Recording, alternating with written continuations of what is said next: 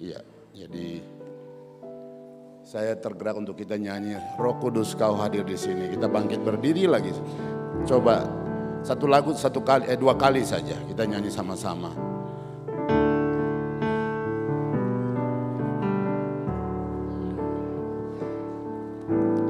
Roh Kudus Kau hadir di sini. Roh Kudus, ku mengasihimu.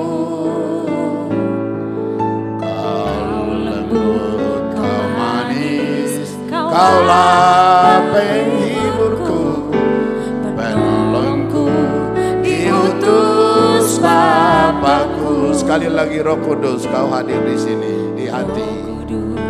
Kau hadir di hati. Roh Kudus, ku mengasihimu.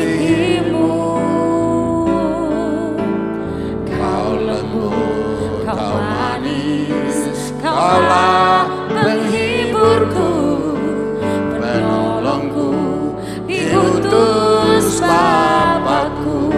Ku buka hati untuk Roh-Mu Tuhan. Buka hati menyembah-Mu Yesus.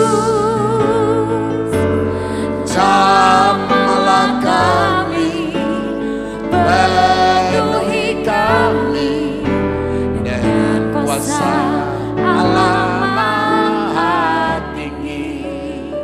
Satu kali lagi kita ulangi dengan suara yang merdu. Roh Kudus, Kau hadir di sini. Rasakan kehadiran Roh di dalam hatimu. Katakan saya butuh Engkau. Katakan saya butuh Engkau di akhir zaman ini. Supaya saya mau dipakai seperti mereka yang dipakai oleh Tuhan. Roh Kudus, terima kasih Tuhan. Tolongku, diutus Bapakku. Ku buka hati untuk Roh-Mu Tuhan. Ku buka hati menyembah-Mu Yesus. Jamahlah kami, penuhi kami dengan kuasa Allah Maha Tinggi. Dengan kuasa Allah Maha Tinggi. Terima kasih Tuhan, Roh Kudus, Engkau ada di hati kami. Sedang bekerja di alam semesta ini. Sedang bekerja 7,8 miliar manusia. Pada waktunya mereka akan mengakui Engkau. Engkau adalah Tuhan, Allah di dalam kuasa Roh Kudus itu. Terima kasih. Kami mendengar beberapa hal dari Engkau sendiri. Buka hati kami. Amin. Silakan duduk. Tuhan Yesus berkati. Simbol yang ada di sini. Ini unity, making big impact. Kalau kita bersatu maka dampaknya luar biasa. Ya. Saya senang itu. Dan ini juga simbol logo rumah doa ini juga Tuhan kasih. Sedang kami rancang, saya berjalan menuju Bandung. Satu rumah doa yang dibangun oleh bapak saya juga di Bandung. Ya, di sana juga mewah. Mewah untuk saya di sana. Di sana juga setiap Anda diundang untuk silakan hadir di sana.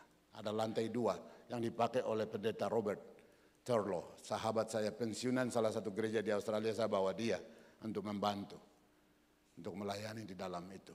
Tapi di sana ada rumah doa. Saat itu di sana Tuhan kasih bikin logo yang seperti ini. Akhirnya jadilah logo ini. Coba lihat. Tangan dengan penuh kekuatan dalam Roh Kudus. Kira-kira siapa yang bisa berani masuk? Tidak ada. Ini yang dibutuhkan sekarang. Ya, ini khotbah tambahan. Di luar dari agenda jadwal yang dikasih panitia, doa dan penginjilan. Yang sebenarnya Pak Bambang sudah sampaikan, jadi Saya mungkin tambah sedikit kesaksian saya. Saya tidak mau bicara lebih jauh ke situ. Dan Irwan Sulaiman mana? Oh ya, saya lihat istrimu di sana. Karena saya selalu senang seperti Roni Mandang dengan istrinya, Nus Remas dengan istrinya, selalu bersama-sama. Itulah saya. Laki-laki yang paling sayang di dunia, wanita, itu Lipius. Paling sayang dan paling hargai di dunia. Jadi, ya itu tambahan, tapi mari. Ini baru terjadi, baru terjadi tahun ini. Bapak-bapak kita yang luar biasa. Mereka tinggalkan semua konferensi, agenda. Seperti ketua sinode kita dari Advent ini, agenda ke luar negeri tapi berhenti dan datang ke sini. Tuhan berkati Bapak, luar biasa. Saya ingin sekali beliau datang. Sony, adik saya Situmorang itu, sekretarisnya ya. Ya bolehlah, tapi saya maunya ketua. Tahu-tahu beritanya datang, puji Tuhan. Karena istrinya juga dulu di sini. Jadi memang harus datang dan kita kembangkan bersama-sama di sini. Ya saya tidak mau tambah-tambah, tetapi doa gereja secara institusi maupun pribadi berdoa maka pasti orang itu subur. Itu pertama. Secara denominasi atau komunitas kecil itu pasti bertambah dan bertumbuh. Dan gereja sehat kalau gereja berdoa. Dengarkan kesaksian Pendeta Bambang Jonan. Dari sekian, begitu Tuhan bawa sampai sekarang keluarga besar Medan Plaza. Karena kuasa doa. Karena kuasa doa. Doa itu dampaknya luar biasa. Nah Nehemia, saya hafal semua ayat seperti bapak saya. Bapak saya hampir hafal sebagian besar ayat Alkitab. Saya di bawahnya, masih di bawahnya. Nah, tetapi Nehemia pasal 1, ayat 2 atau 1 ayat 2 dan 3. Laporan yang diterima oleh keluarganya melaporkan kepada Nehemia saat Nehemia di dalam zona aman, zona nyaman. Dia posisi sebagai pegawai, dia ada gaji, ada rumah dan semuanya oke. Tetapi dia mendapatkan berita yang memang objektif dari keluarga bahwa saudara-saudaramu di Yerusalem, tanah Yehuda sudah seperti ini. Kita perlu seorang transformator, seorang yang membangkitkan kami. Dia berpikir, dia bukan pemimpin. Dia orang biasa. Dengarkan baik-baik, kuasa doa bisa mengubah hal yang tidak mungkin menjadi mungkin. Dengarkan baik-baik. Setelah dia mendengar itu ayat 4, dia menangis, wajar. Karena saudara-saudaranya hancur, tempat kuburan nenek moyangnya sudah tidak lagi terbentuk seperti sebelumnya. Sepertinya orang Yahudi tidak ada harapan saat itu. Langkah pertama dia nangis. Kedua dia berkabung, minta hikmat dan wahyu Tuhan. Akhirnya apa yang dia dapat? Hei Nehemia, doa dan puasa. Ayat 4. Doa dan puasa. Nehemia melakukan doa dan puasa, tetapi tugas rutinitas tetap jalan. Pada waktunya setelah doa dan puasa didengar oleh Elohim Israel, Allah Bapaknya. Saat dia menyerahkan minuman yang dia sediakan untuk raja. Sedangkan di sebelah kiri kanan permaisuri dan lagi tenang di kursi kerajaan. Nehemia datang mempersembahkan. Raja melihat muka berbeda. Walaupun dia berusaha untuk menampilkan diri lebih maksimal. Karena tidak boleh muka sedih. Tetapi Allah buat itu. Karena apa? Dia sudah berdoa. Allah mau putar otaknya si raja ini. Dan itu terjadi pasal 2. Nehemia pasal 2. Begitu dia mau sampaikan minuman. Raja bilang, Nehemia, kenapa mukamu sedih?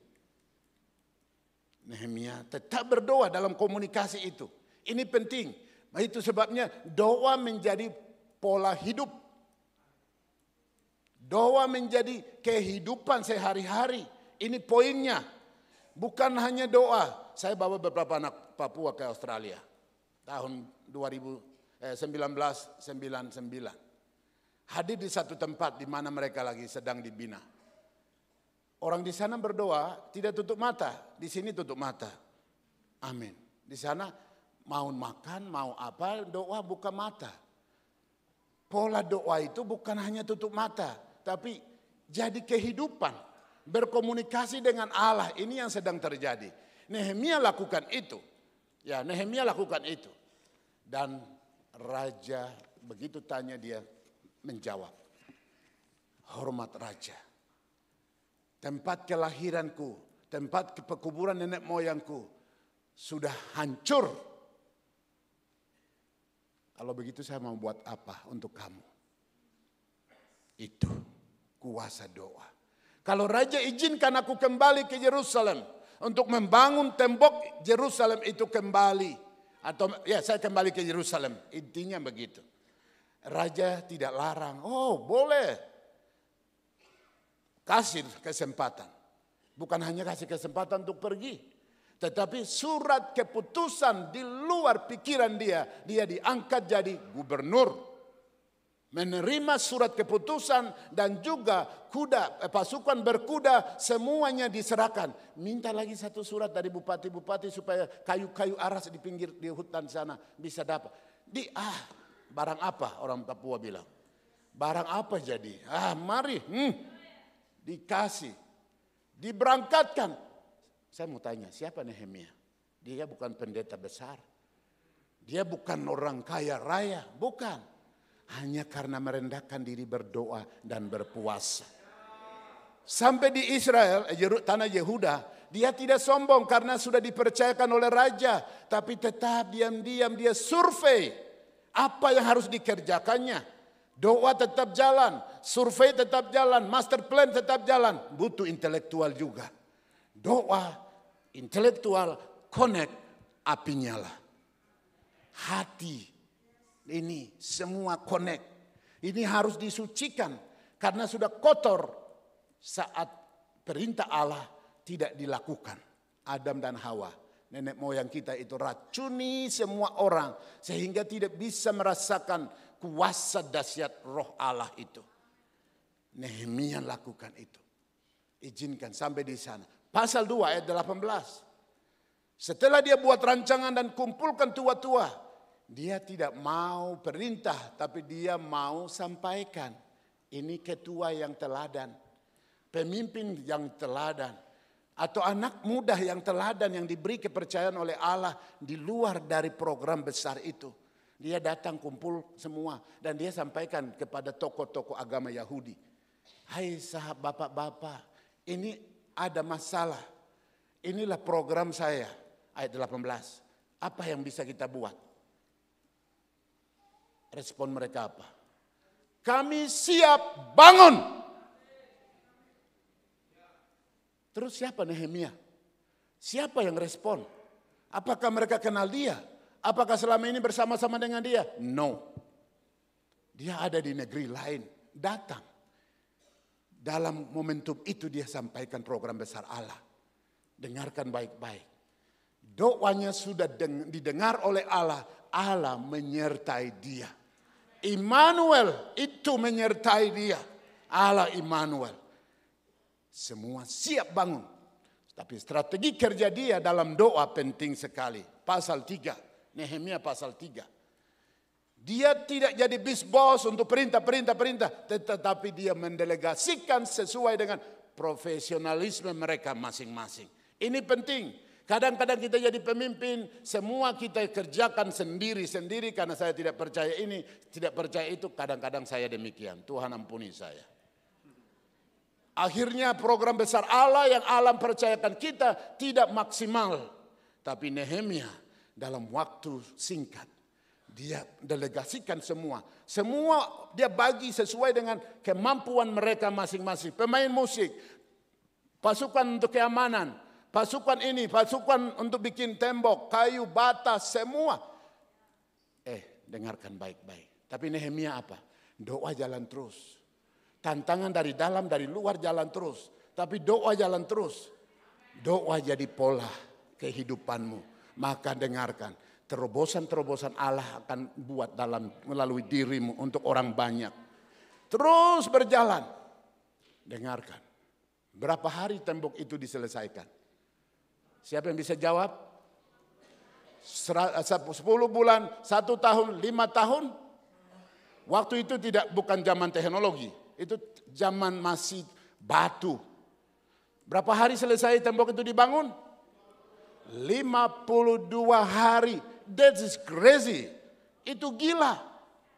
Sampai orang Arab bilang, kok bisa? Ya, kau pikir tidak bisa kah? Orang Papua juga bisa. Maksudnya Nehemia. Maksudnya Nehemia juga bisa.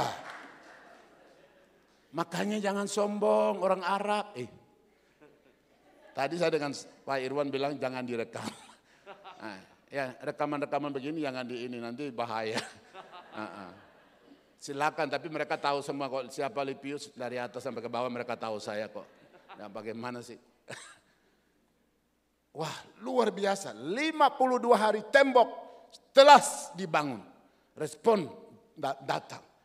Apakah tidak mungkin tembok itu sudah selesai dan kuat fondasinya? Anjing hutan lompat. Angin dari ekor anjing hutan, tembok akan roboh. Ejekan akan datang kepadamu. Ya. Allah sedang bekerja dalam diri Anda masing-masing. Tapi tantangan masalah itu akan datang bertubi-tubi. Tetap bertahan karena Allah yang memilih kamu. Allah akan pakai kamu untuk kemuliaannya. Dan Nehemia selesai, tembok itu dibangun. Luar biasa. Itu kenapa? Kuasa Allah melalui doa dan puasa. Saya mau tambah lagi, doa itu penting. Esther juga yang kami lakukan di sini sudah 14 tahun. 3 hari total doa dan puasa yang sedang kami lakukan sampai hari ini. Setiap bulan. Tidak makan, tidak minum, total. Kompleks ini dan beberapa tempat sampai beberapa negara mereka tahu.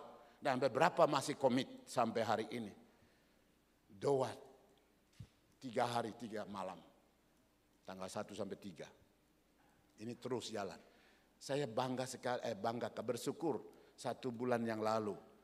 Doa 3 bulan atau doa Esther itu sudah mulai merambah beberapa gereja, beberapa oknum di beberapa ini. Saya dapat berita luar biasa. Esther dipaksa, ini penting. Pemimpin, Tuhan bekerja di hatimu, kalau perlu sedikit paksa. Mordekai sudah bicara 1 kali, Esther masih merasa dia zona aman kok. Ya, saya untuk apa lagi cari masalah. Itu makanya Shirley, kadang-kadang pemerintah seperti itu, kan anak-anak rohani. Hari Minggu kan ke gereja, hajar mereka dengan firman dan keras. Seperti Mordekai kasih ajar. Sampai kata-kata kasar keluar terakhir. Esther, kau kan anak angkat saya. Itu tidak ada di Alkitab sekali lagi. Tapi ini tambahan. Mungkin dalam pikiran saya komunikasi sederhananya begitu. Esther, yang besarkan kamu kan saya. Terus kamu orang apa? Kamu kan orang Yahudi. Kau pikir kau tidak akan kena, orang Papua bilang begitu. Kau pikir kamu tidak akan kena surat keputusan, artinya kamu juga akan dibunuh. Kami banyak orang, tapi kamu kasihan sendiri, pasti kamu juga dibunuh. Sedikit hantam, artinya sedikit tokoh-tokoh agama ini, jangan lembut puji-puji terus para pemimpin kader gereja kamu itu. Kader gereja karena takut tidak apa? Ya tidak kasih itu yang kotak ini. Itu kompromi namanya. Ya. Memang gereja itu ada, kamu ada karena duit dia. Ya. Tidak, Tuhan punya gereja. Tuhan punya kamu. Perintahkan firman. Ya, itu penting sekali. Oke, Mordekai katakan, Esther, goodbye. You di istana, saya dengan jemaat, masyarakat. Dia pergi. Esther gelisah. Elohim bekerja, ikut itu. Esther ambil keputusan. Perintahkan mereka 3 hari 3 malam tidak makan tidak minum, pagi siang malam, siang dan malam di situ tulisannya. Berarti total lah semua. Hari ketiga di luar jadwal pelanggaran undang-undang negara itu. Tidak apa-apa, jangan melanggar Alkitab. Demi kebenaran jalan. Jangan kau takut karena hal-hal yang tidak benar dilakukan oleh oknum siapapun.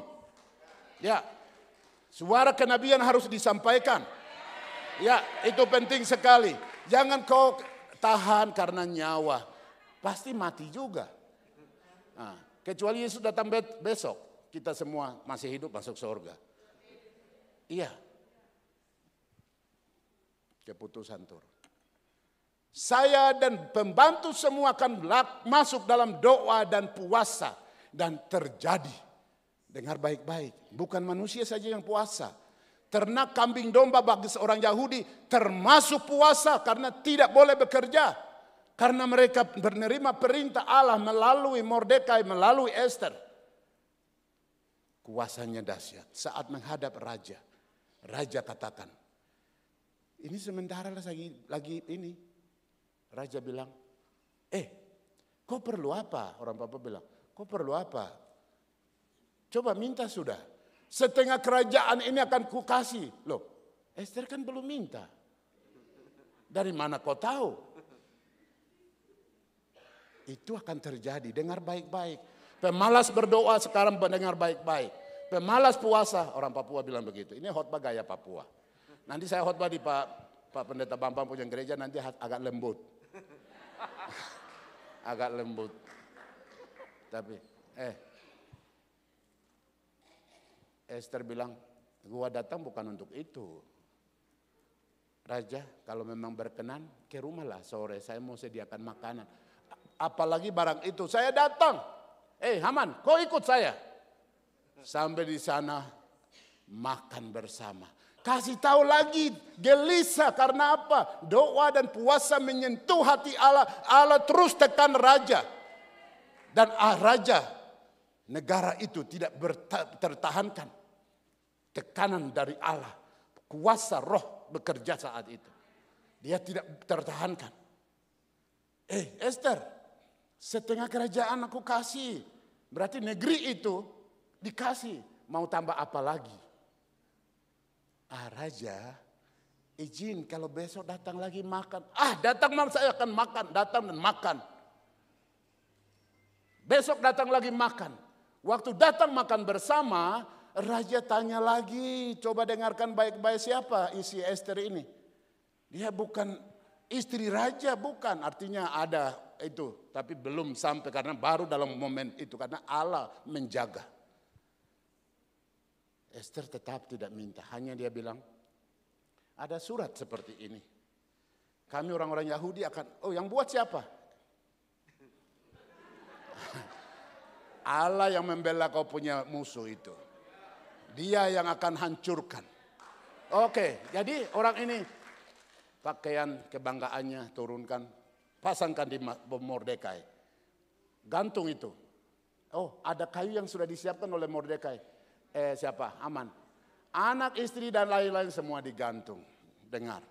Kuasa doa dan puasa. Luar biasa. Mungkin Anda tidak mengalami terobosan-terobosan besar dari Allah.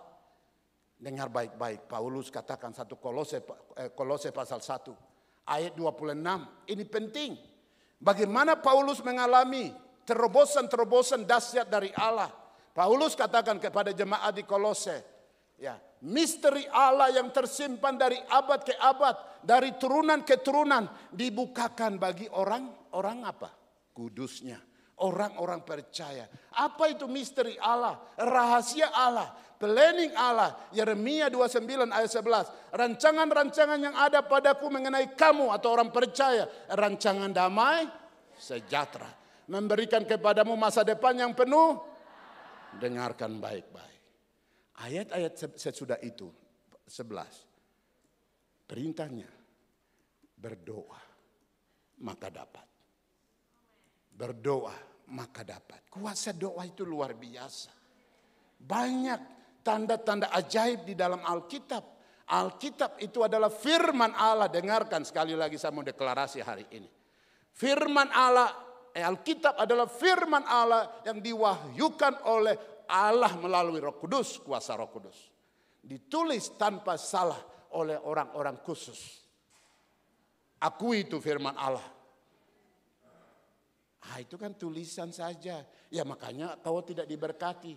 Makanya kamu tidak mengalami tanda-tanda ajaib yang sudah dialami oleh tokoh-tokoh Alkitab, bahkan saksi mata hari ini. Itu penting sekali. Misteri Allah itu juga akan dialami oleh setiap anak-anak Tuhan. Ya, luar biasa. Tahun 1991. Saya terjun di salah satu provinsi di Indonesia.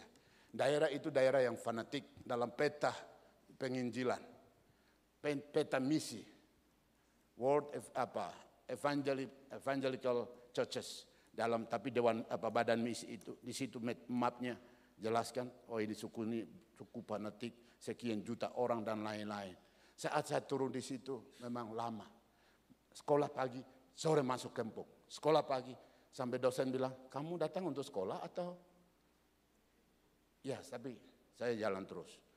Saya lihat banyak orang di sana tanahnya subur tapi malas. Ya, tanahnya subur tempat itu. Subur karena ada gunung berapi. Di bawahnya subur sekali. Tapi banyak yang miskin, tanahnya ada tapi tidak bisa tanam. Saya ikut masuk berkebun dan doa mereka dan mereka membuka mata mereka. Isa Al-Masih mengasihimu. Kita berdoa tanah ini supaya Isa Al-Masih bisa memberikan kesuburan dan itu terus terjadi. Tapi hati saya bilang, waduh mereka ini butuh pelayanan khusus. Akhirnya seorang dari navigator dari Amerika, dia dalam seminar itu di Wisma Kinasi, dia bilang, yang ada di sini minta hati Tuhan. Berdoa supaya matanya, hatinya, tangannya, kakinya diberikan kepadamu. Dan sampai keputusan saya berdoa. Sekian bulan kemudian Tuhan kasih hatinya, matanya, kakinya kepada saya. Ya, mata saya seperti ini ya, tutup mata itu memang itu mata yang manis. Tapi mata ini melihat di depan dari mobil ke dari mana, supir-supir saya mereka tahu. Ya, mereka tahu. Jalan, Tuhan itu bicara langsung. Orang yang jalan kaki saya sudah bisa tahu dia butuh uang. Berhenti. Uang makan saya itu hanya berapa? Saya kasih itu, dia itu lebih berharga 100.000 itu. Daripada saya dengan ini makan. Begitu dikasih, karena saya kasih supir. Kadang-kadang anak laki-laki saya itu. Kok kasih, betul. Tapi saya lihat dari jendela. Begitu dia dapat, dia lihat uang. Bukan lihat langsung mobil, tapi lihat kemana. Baru lihat mobil, lihat uang lagi, lihat ke atas. Dia bersyukur kepada Allah di luar bayangannya. Wah, luar biasa. Satu kesaksian lagi. Orang itu pernah butuh uang 700.000. Untuk saya itu sekali makan dengan teman-teman. Karena saya tidak biasa makan sendiri. Persis seperti saya punya saudara pimpinan atau gembala jemaat Speed Plaza senior ini. Pak Bambang. Medan Plaza ini. Ini juga persis sama. Minta maaf ya saya. Bisa lihat ini. Ini semua persembahan dari keluarga besar Medan Plaza. Tepuk tangan untuk Tuhan Yesus. Luar biasa. Hanya datang melihat dengan mata terus ini. Wah ini perlu sound system begini. Terus pulang dia kirim. Dia kirim orang-orang untuk cek. Setelah itu kirim lagi orang-orang untuk bawa alatnya langsung pasang. Sebentar lagi mereka akan kembali. Begitu kemudian kirim lagi pasukan semua untuk setel ini semua sampai hari besar kita hari Minggu kemarin. Dengan tuntas pujian penyembahan. Tuhan berkati Bapak. Luar biasa. Luar biasa. Dan banyak sumbangan lainnya untuk 63 bukit doa di Tolikara. Yang beliau kirim ada di sini akan kami kirimkan lewat mereka. Alat-alat mic, speaker aktif. Ada di gudang penuh. Karena apa? Beliau sendiri terbang dengan helifida itu, pergi ke Bukit Doa yang dibangun oleh bapak saya 1970, tahun 1970. Beliau dengan ibu, dengan Bapak Charles, sampai di sana mereka lihat Bukit Doa itu yang didirikan oleh ayah saya masih utuh sampai sekarang. Beliau bangun lagi di sebelahnya, anak-anaknya yang ada di sana, bukan kami, bangun lagi di sebelah sana. 1 sen pun sampai hari ini saya belum keluarkan untuk pembangunan itu semua, Pak Bambang. Yang kita tidur itu semua hanya almarhum dengan teman-temannya. Anak-anaknya mereka bangun, saya belum pernah sumbang 1 sen pun. Termasuk 63 rumah doa yang dibangun oleh bapak-bapak yang ada di atas ini. Itu juga semua dari Tuhan bangun. 63 rumah doa di Kabupaten Tolikara. Saya harapkan, ya, tepuk tangan boleh, tepuk tangan. Harapan dan doa saya, ya harapan dan doa saya. Kita sedang kampanye untuk doa itu menjadi pola hidup. Puasa itu menjadi pola hidup. Terus kalau 30 juta penduduk Indonesia yang sudah pegang salib itu, semua tunduk dan berdoa, luar biasa. Luar biasa. Tuhan akan buat itu. Ya. Ini waktu sudah mulai jalan. Berapa menit lagi, Pak Irwan? Nah, kami 2 bagi. Jadi, ya mari Pak Irwan. Masih 25 menit, jadi masih berapa menit lagi? Ampunilah mereka. Aduh, ini seperti intro saja, pengantar, tapi tidak apa-apa ya. Roh Kudus baik, luar biasa. Jadi Pak Irwan tadi saya bilang, saya 15 menit, beliau 10 menit, semua habis ya saya. Ini mungkin jam salah kali ya, luar biasa. Luar biasa, Tuhan berkati.